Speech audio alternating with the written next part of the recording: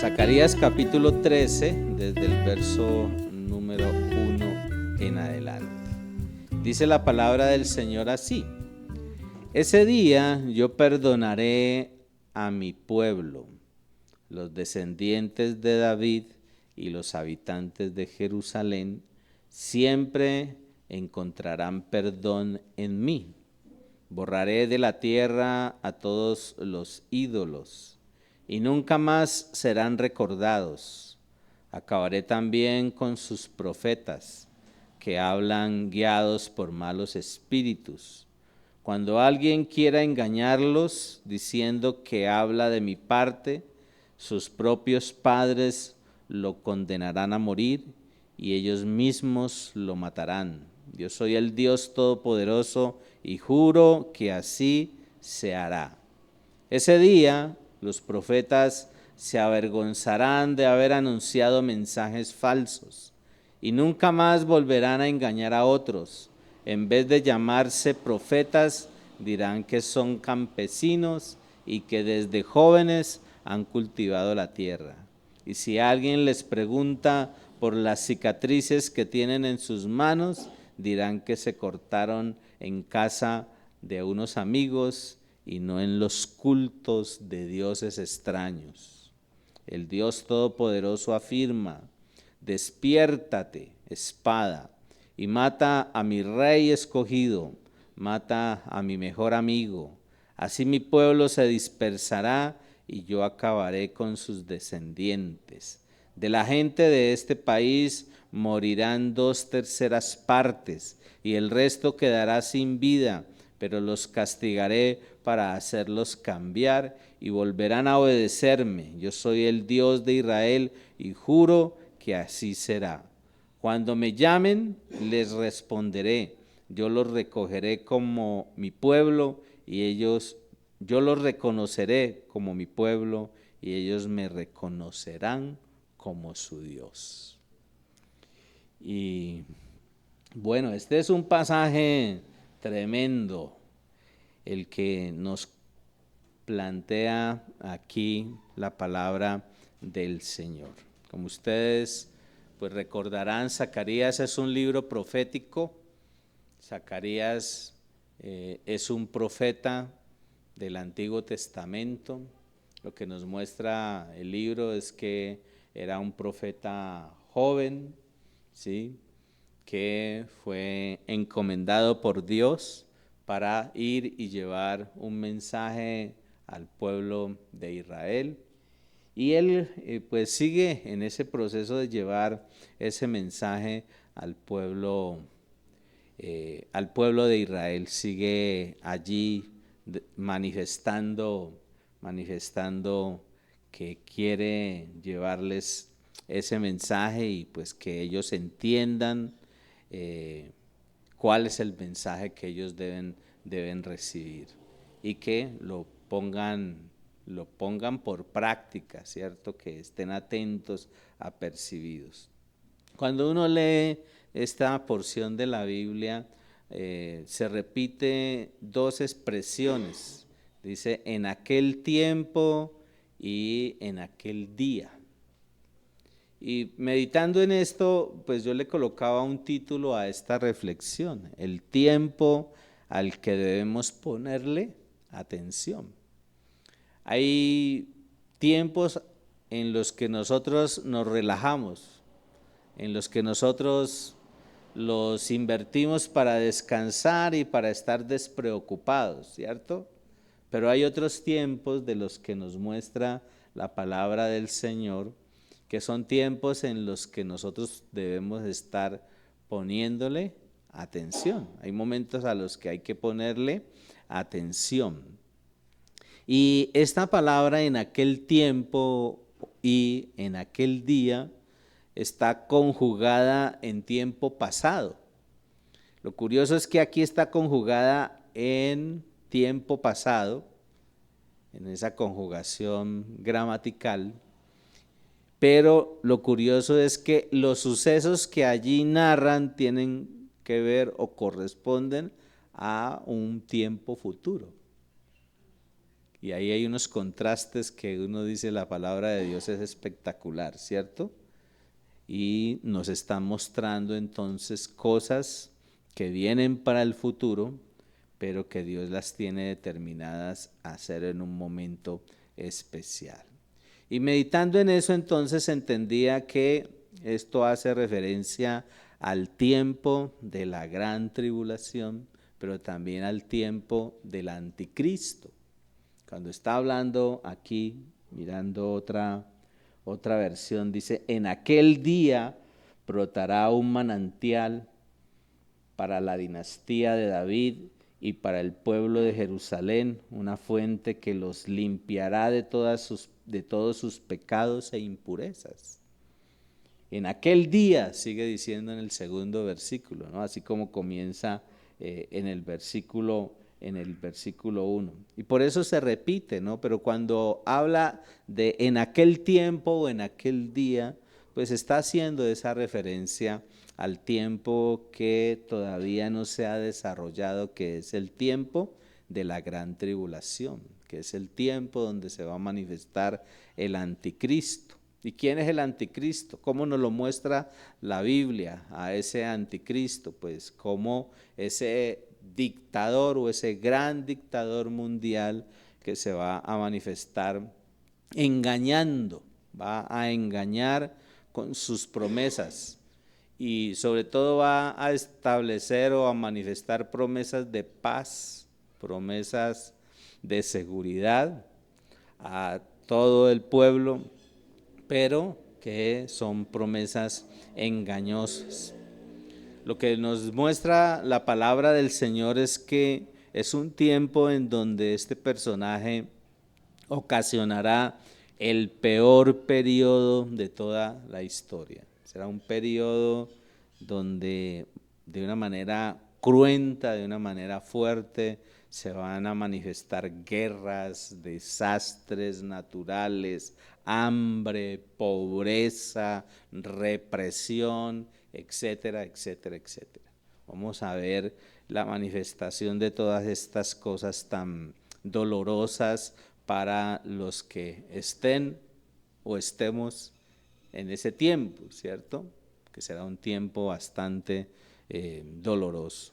Pero también es un tiempo que muestra que solo Jesucristo es el único que puede traer paz, que puede traer seguridad y que puede traer esperanza. No hay otro, ¿sí? No existe otra persona que pueda cumplir con lo que está prometiendo allí de la paz, de la seguridad, de la confianza, de la esperanza que se necesita. Hoy estamos anhelando paz, hoy estamos anhelando seguridad, hoy estamos anhelando esperanza, pero toda esa paz, toda esa seguridad, toda esa esperanza, solo la podemos encontrar en Jesucristo.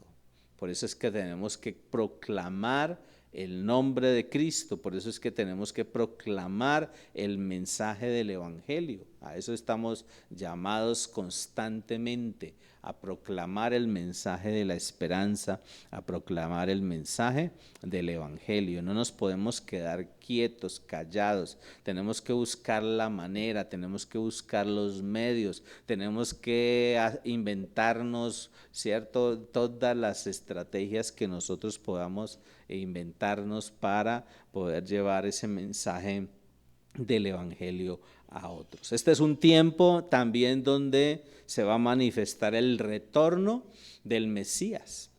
Y ahí nos hace ver y nos da evidencias de que en este tiempo, en ese tiempo, en aquel día, se va a manifestar el retorno del Mesías. Será la segunda venida de Jesucristo. Allí nos habla también y nos da a entender que a partir de este tiempo se dará la segunda venida de Cristo. Un tiempo donde va a haber purificación, un tiempo donde va a haber bendición, como nos lo muestra el versículo 1, que dice, en aquel día brotará un manantial para la dinastía de David, para la casa de David, pero también para habitantes, para el pueblo de Jerusalén, como dice allí en el versículo 1. Un tiempo entonces donde habrá purificación. En la nueva traducción viviente, el título que le han colocado al inicio del capítulo 13 es fuente de purificación. Será un tiempo de purificación.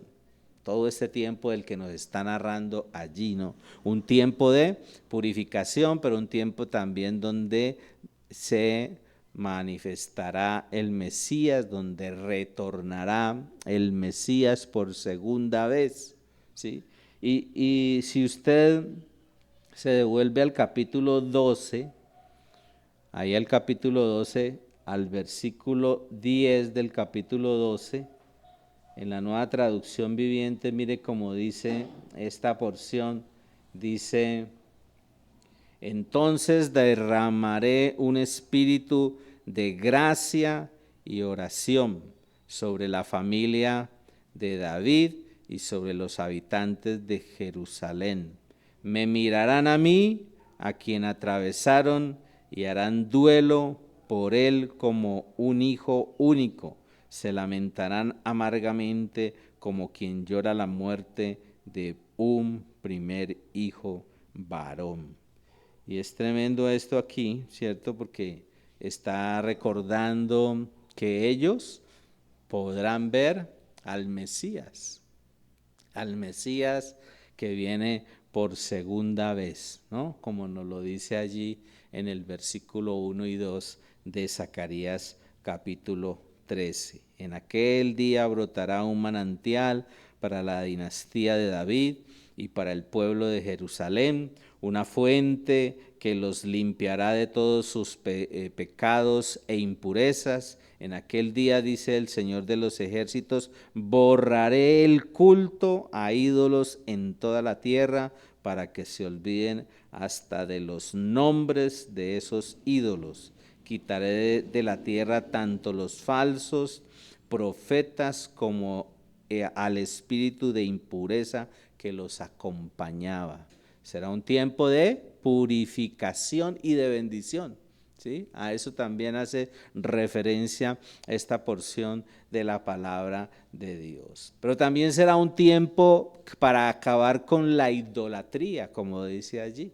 Será un tiempo para acabar, para derribar todo lo que es un culto idolátrico, ¿no? A todo a lo que se está adorando equivocadamente.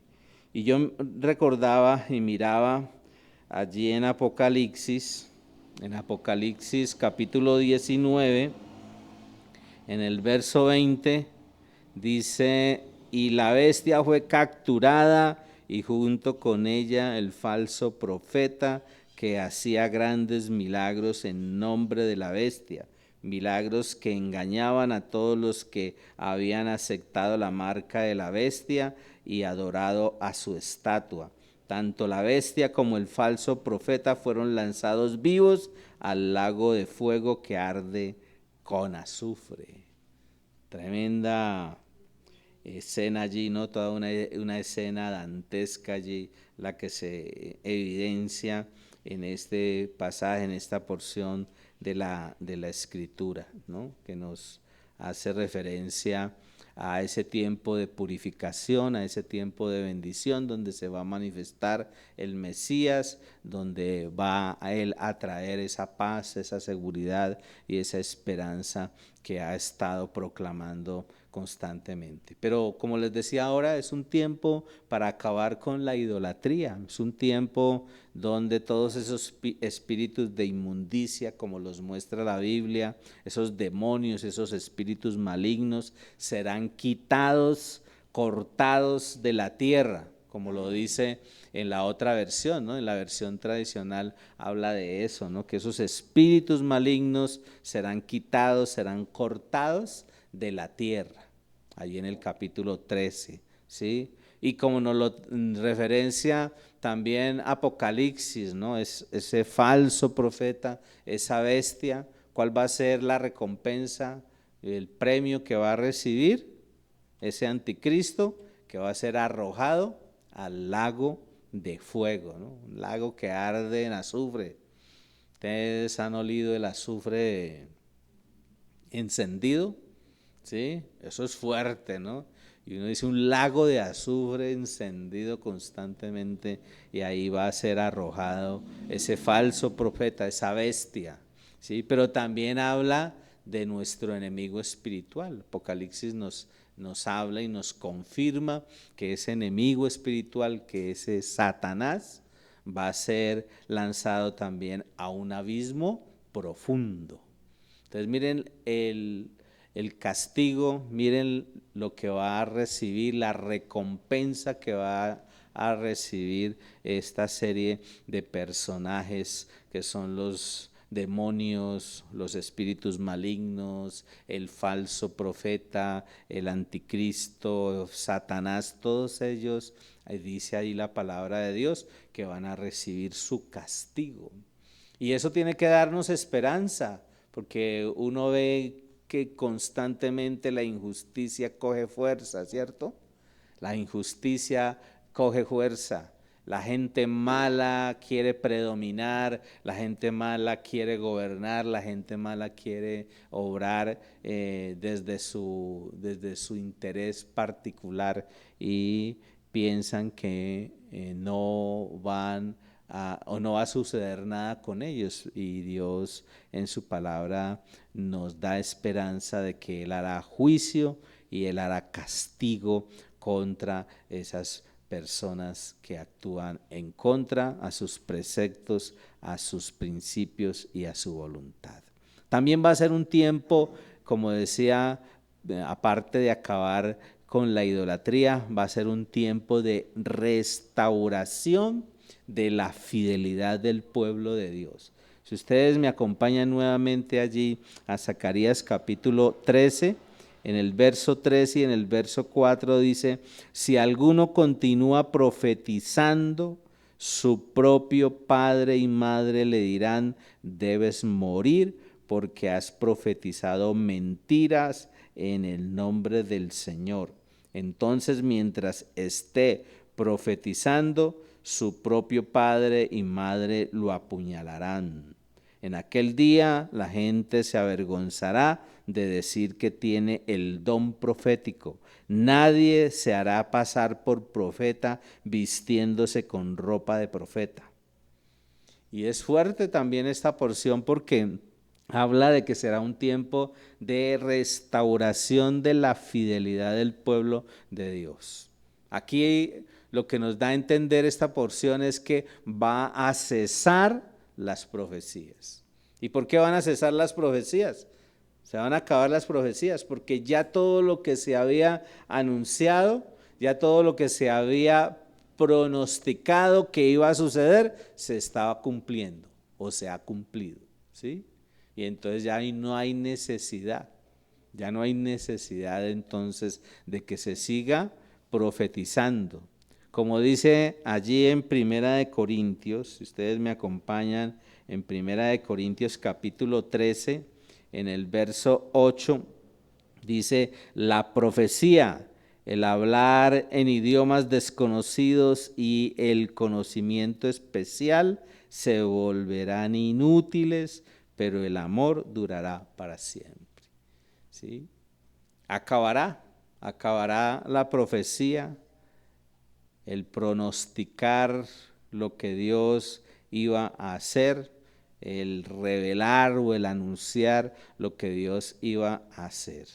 El cese de la profecía se acaba porque en ese tiempo ya se habría cumplido todo lo que se había profetizado. Y algo que me llama la atención allí en Zacarías, en este capítulo 13, es allí en el versículo 5 y en el versículo 6. Zacarías, se me perdió, aquí está. Zacarías capítulo 13, en el versículo 5 y en el versículo 6, que dice: dirá: yo no soy profeta, soy agricultor. Comencé a trabajar para un agricultor agricultor en mi niñez. Y si alguien pregunta entonces de qué esas heridas en tu pecho, él responderá, me hicieron en casa de mis amigos. Y es curioso esto aquí porque esos profetas van a profetizar, que profeticen en ese tiempo, estarán profetizando es mentiras, dirán mentiras, ¿sí? Y por eso se habla de que es un tiempo de restauración de la fidelidad del Señor, porque quien profetice en ese tiempo, se sabe que va a profetizar mentiras, y entonces los padres de esa gente dirán, tienes que morir, porque estás diciendo mentiras, ¿no? Será un tiempo de mucho celo a favor de los preceptos, de los principios del Señor. Y será gente que va a estar mintiendo, porque son gente que pues tienen evidencias y marcas en su cuerpo de sus prácticas equivocadas, que era lo que hacían los adivinos en la antigüedad.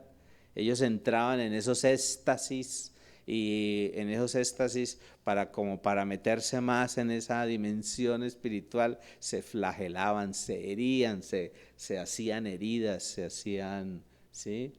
Cicatrices con cosas cortantes para entrar como en esa, ¿sí? En esa dimensión de plenitud, ¿no? Ellos buscando entrar a la esfera espiritual para que se les revelara algo de parte de Dios, pero eran mentiras, eran adivinos que entraban en una dimensión equivocada. Entonces, un tiempo de restauración de la fidelidad del pueblo de Dios. Y en el versículo 7, que está ahí más abajo, dice, despierta, oh espada, contra mi pastor, el hombre quien es mi compañero, dice el Señor de los ejércitos celestiales, mata al pastor y las ovejas se dispersarán y me volveré contra los corderos. Es una referencia aquí a el Señor, es una referencia a ese verdadero profeta, ¿sí? Es una referencia a esas heridas que pues inicialmente tienen que ver con su primera venida, con la crucifixión. Pero si usted sigue leyendo el versículo 8 y el 9 dice, 2/3 de los habitantes del país serán cortados y morirán, dice el Señor, pero quedará 1/3 en el país. A este último grupo lo pasaré por el fuego y los haré puros, los refinaré como se refina la plata y los purificaré como se purifica el oro. Invocarán mi nombre y yo les responderé, les diré, este es mi pueblo, y ellos dirán, el Señor es nuestro Dios. Esto es una referencia también a la segunda venida, es una referencia al remanente de Israel. ¿Recuerdan lo que leíamos en el capítulo 12, versículo 10 ahora? ¿Sí? Si quieren, devuélvanse. Allí en el capítulo 12, versículo 10. Es una referencia, dice allí, entonces derramaré un espíritu de gracia y oración sobre la familia de David y sobre los habitantes de Jerusalén. Me mirarán a mí, a quien atravesaron, y harán duelo por él como un hijo único. Se lamentarán amargamente como quien llora la muerte de un primer hijo varón. Y esto es una referencia aquí a un remanente, a ese remanente que va a quedar para ese tiempo, ese remanente para este tiempo que va a quedar, ¿sí?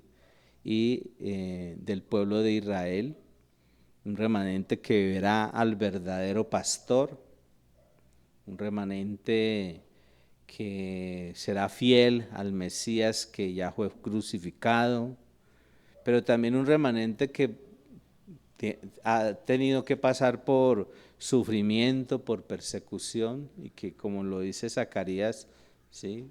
Son personas que van a pasar por por persecución. Por eso estamos hablando inicialmente de que es un tiempo que hace referencia a la gran tribulación, ¿sí? Y a la manifestación del anticristo, porque será un tiempo también de sufrimiento, un tiempo de persecución. Pero también es un tiempo para evaluar. Yo miraba eso, ¿no? Que este es un tiempo para evaluar. Y es un tiempo para evaluar, porque lo que nos hace entender esto es como cuando uno mira una novela o una historia donde se narra un drama, ¿no? Aquí encontramos toda una tragedia, ¿no? ¿Cuál es la tragedia aquí? La tragedia que se está manifestando aquí, que el Mesías había venido por primera vez y fue rechazado por su pueblo. Eso es una tragedia, ¿no? Ese Mesías que debía ser reconocido como el Salvador, como el Señor, había sido rechazado, ¿sí? Por eso decimos que es como un drama, ¿no? Como una historia, ¿sí? Pareciera una película, ¿no? Y pues uno encuentra mucha literatura donde le cuentan cosas, le narran historias y uno se queda asombrado cómo fue que hicieron eso con esa niña o con esa familia, con esa pareja, ¿no? En los dramas o en las películas que uno ve. Pero aquí lo que nos está mostrando Dios a través de su palabra es una realidad. Es una tragedia para el pueblo de Dios, para el pueblo de Israel, porque el Mesías vino por primera vez y fue rechazado. Y es un drama sin precedentes, lo digo yo así, porque uno ve allí la figura de un padre permitiendo la muerte de su hijo y ve que hay unos cómplices que son su propio pueblo. Ahora, producto de eso que se desenlaza toda una serie de consecuencias. Por un lado, pues la herida mortal sobre el enemigo, que es Satanás, que fue recibida producto del sacrificio que hizo Jesucristo en la cruz, ¿sí? Pero también habla de la vida eterna, la consecuencia de ese drama sin precedentes es el hecho de que se obtuvo la vida eterna, que viene a ser recibida, que viene a ser disfrutada por todo aquel que acepta a Jesucristo como Señor y Salvador. Y por eso nosotros como cristianos somos responsables y tenemos la urgente necesidad de poder compartir ese mensaje del Evangelio que nosotros hemos recibido, de compartirlo a otros, de asegurarnos. Usted no dé por hecho, ¿no? Uno a veces dice, no, es que mi esposo es buena gente, él no le hace mal a nadie, o mi esposa o mis hijos. Usted no se confíe, usted asegúrese que su esposa, su esposo, sus hijos, su tío, su abuelo, su papá, su mamá, toda su parentela, sus amigos, sus vecinos, tengan certeza de que Jesucristo es su Señor y Salvador. Porque aquí está hablando de un tiempo que se nos viene encima, dentro de poco, en breve, como dice también la Biblia. Y es un tiempo que va a ser difícil. Lo que nos muestra la Biblia y en la esperanza que nos da la palabra de Dios es que cuando este tiempo se vaya a comenzar a desarrollar, nosotros, los cristianos, los seguidores de Cristo, seremos raptados, arrebatados, llevados de este planeta, ¿sí? Y los que se queden aquí van a pasar un mal momento, un momento trágico. Y por eso no nos debemos nosotros simplemente confiar, ¿no? Y aún de nuestros discípulos, ¿no? ¿Por qué insistimos tanto en el proceso de discipulado? Usted dice, yo tengo a cargo estas personas, asegúrese que esas personas tienen claro que tienen a Cristo en su vida. Ese es el primer paso, ¿no? Y asegúrese de que están tomando la vida cristiana en serio y que van a seguir ese proceso de crecimiento y de madurez, porque Es un tiempo donde nosotros tenemos que entender que se le van a abrir los ojos a mucha gente. Es un tiempo donde se abrirán los ojos, como dice la palabra del Señor. Allí en el Evangelio de Juan, en el capítulo 1, en el verso 26, dice Juan: yo bautizo con agua, pero aquí mismo en medio de la multitud hay alguien a quien ustedes no reconocen. Este va a ser un tiempo donde muchos reconocerán al Señor. Un tiempo donde mucha gente dirá: ¿por qué no lo acepté? ¿Por qué no lo recibí? ¿Por qué no le hice caso a mi amigo, a mi familiar, a mi conocido? ¿Sí? Este es un tiempo para que se abran los ojos, un tiempo para que se quite ese velo, como dice allí en Zacarías 13, versos 6 y 7, ¿no? Un tiempo para que se quite ese velo, ¿sí? O como también nos lo muestra Segunda de Corintios capítulo 3, en el versículo 14 y en el 15 dice: pero la mente de ellos se endureció y hasta el día de hoy, cada vez que se lee el antiguo pacto, el mismo velo les cubre la mente para que no puedan entender la verdad. Este velo puede quitarse solamente al creer en Cristo. Efectivamente, incluso hoy en día, cuando leen los escritos de Moisés, tienen el corazón cubierto con ese velo y no comprenden. Tremendo, ¿no? Hay un velo, pero este va a ser un tiempo donde se abrirán los ojos, donde se quitará ese velo para que esta gente pueda entonces acercarse al Mesías. Un tiempo donde ese pueblo será limpiado, se le quitará ese velo en el corazón.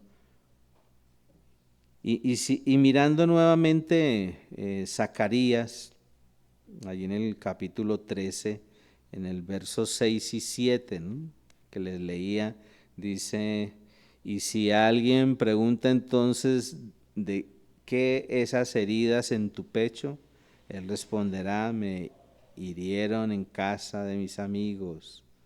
Despierta, oh espada, contra mi pastor, el hombre quien es mi compañero, dice el Señor de los ejércitos celestiales. Mata al pastor y las ovejas se dispersarán y me volveré contra los corderos.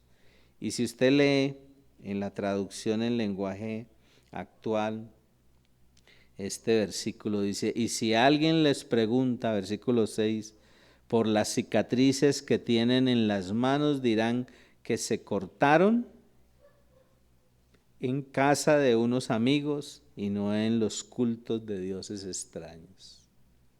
¿Sí? Dios rechaza, ¿no? Rechaza la idolatría. Y en el versículo 7 dice: el Dios Todopoderoso afirma: despiértate, espada, y mata a mi rey escogido, mata a mi mejor amigo, así mi pueblo se dispersará y yo acabaré con sus descendientes. Es una expresión fuerte, pero es una expresión que hace referencia a que habrá un remanente y que ese remanente se le quitará ese velo que tienen en el corazón para entender realmente lo que Dios ha estado manifestando durante todo este tiempo. Una referencia a Jesucristo también, porque yo miraba en el capítulo 26 de Mateo 26, en el verso 31, dice: cuando llegaron al monte de los olivos, Jesús les dijo a los discípulos: esta noche ustedes van a perder su confianza en mí, porque la Biblia dice: mataré a mi mejor amigo y así mi pueblo se dispersará. Y mire que Jesús está haciendo referencia a Él mismo, ¿sí? A Él mismo, que Él va a ser sacrificado y que mucha gente se va a dispersar. Solo un remanente permanecerá fiel al Mesías. Hablando del pueblo de Israel, ¿no? Los supervivientes de ese tiempo. Y esos supervivientes de ese tiempo serán los que lo van a ver, a ese Mesías que retorna, ¿sí? Y que retorna con nosotros, ¿sí? Que va a retornar con nosotros, como lo plantea la palabra de Dios. Un remanente que en medio de esa purificación, de ese tiempo de trato tan duro, verá al Mesías y lo invocará como Señor y Salvador. ¿Sí? Y ya no van a decir ese que murió en la cruz, ese Jesús del que ustedes los cristianos hablan, ¿sí? Ese es el Mesías. Lo van a reconocer, así como nosotros lo reconocemos. La palabra del Señor nos muestra el desarrollo, el desenlace de toda una historia que Dios ha establecido, de todo un plan que Dios ha establecido. Y cuando uno se hace consciente de que esto se está desarrollando tal como la palabra de Dios lo dice, pues tenemos que apercibirnos, tenemos que comprometernos, tenemos que desafiarnos a seguir una vida que glorifique a Dios, una vida que honre al Señor, una vida que exalte al Señor, una vida que sea de plena entrega a Dios. Esa es la vida cristiana que Dios anhela, que Dios quiere, que Dios busca. Una vida que exalte a Dios, que glorifique a Dios, que nos permita a nosotros estar caminando de la mano de ese Señor y Dios, que nos está motivando a volver a casa, ¿no? Que nos está motivando a retornar. Así como al pueblo de Israel lo está motivando a retornar a su nación y a juntarlos de todos los lugares de la tierra, ¿sí? Así como ellos están motivados a retornar a su nación, Dios también viene por nosotros para llevarnos a su morada en algún momento, ¿sí? Él dijo, es necesario que yo me vaya, ¿para qué? Para hacerles morada, ¿cierto? El Señor está preparando un lugar especial para nosotros, para llevarnos con Él y para que estemos permanentemente con Él. Pero mientras ese tiempo llega, ¿qué debemos hacer nosotros? Mientras ese tiempo llega, debemos perseverar, debemos avanzar, debemos continuar haciendo lo que Dios nos ha llamado a hacer. No nos podemos quedar simplemente contemplando o diciendo, no, pues él ya oyó y con que oyó ya es suficiente. No, asegurémonos, ¿sí? Asegurémonos. Es como cuando uno sale a la carrera y cuando ya va en la esquina dice, ¿será que dejé encendida la estufa? ¿Qué hace usted? Usted se devuelve, ¿cierto? Y se asegura si la dejó encendida o la dejó apagada. Pues así es la vida cristiana, usted tiene que asegurarse que está yendo por el camino que Dios le ha trazado para encontrarse con el Señor en su morada, en su casa, ¿sí? Por eso este año es un año de volver a casa. ¿Qué implicación tiene eso? De volver a congregarnos, de volver a edificarnos, de volver a abrir las puertas de nuestras casas para que nuestros vecinos, para que nuestros amigos, para que nuestros familiares puedan también conocer a Jesús, para que Él se invite a entrar y pueda hacer la obra de transformación en la vida de todos nosotros. Voy a invitarles a que nos pongamos de pie y entreguemos este tiempo a nuestro Señor y a nuestro Dios. Padre,